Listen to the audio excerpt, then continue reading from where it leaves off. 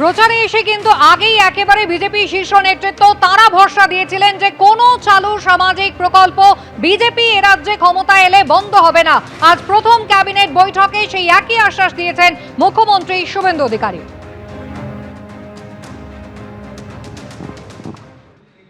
কোনো চালু থাকা সামাজিক প্রকল্প বন্ধ হচ্ছে না। কোনো সামাজিক চালু থাকা প্রকল্প, এটা আমরা আমাদের কর্মসূচি মানে প্রচারকালীনও বলেছি, কোনো চালু থাকা সামাজিক প্রকল্প সে 30 বছর আগের হতে পারে, 10 বছর আগের হতে পারে, কোনো সামাজিক প্রকল্প আমরা বন্ধ করছি না। আমরা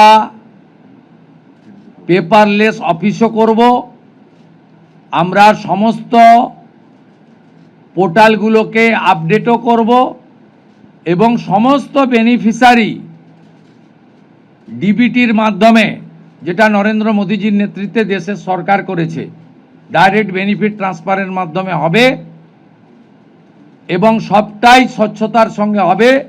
আপনার প্রশ্নের উত্তরে আমি পরিষ্কার বলে দিই, যে স্কিমটার কথা আপনি বলেছেন, আমি শুধু ওই স্কিমটা নয়, চালু থাকা কোনো সামাজিক কল্যাণকর কর্মসূচি বন্ধ এই সরকার করছে না, কিন্তু ট্রান্সপারেন্ট স্বচ্ছতার সঙ্গে সেগুলো হবে।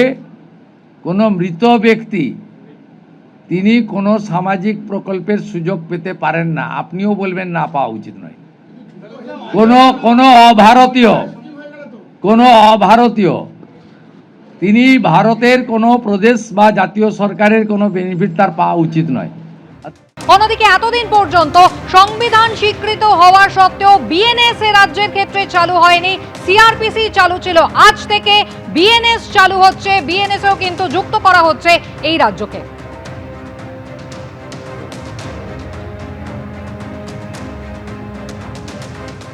শুনলে অবাক হয়ে যাবেন, বিএনএস ভারতীয় ন্যায় সংহিতা, যা মাননীয় প্রধানমন্ত্রী নরেন্দ্র মোদীজির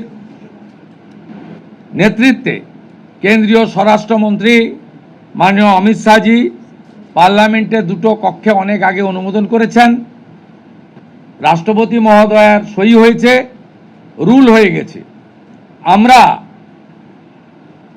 আশ্চর্য হয়ে গেছি যে এখানে বিএনএস কার্যকর করা হয়নি, অর্থাৎ অত্যন্ত অবৈধভাবে সংবিধানকে বৃদ্ধাঙ্গুষ্ঠ দেখিয়ে আগের সিআরপিসি আইপিসি চলছিল। আজ থেকে বিএনএস এর যুক্ত হলো পশ্চিমবঙ্গ সংবিধান মেনে। আগের সিআরপিসি আইপিসি এই আইন আর থাকলো না। ভারতীয় ন্যায় সংহিতাতে আমাদের আজ থেকে কাজ শুরু হলো। এরও ছাড়পত্র ক্যাবিনেটের প্রথম দিলেন। এবিপি আনন্দ, এগিয়ে থাকে, এগিয়ে রাখে।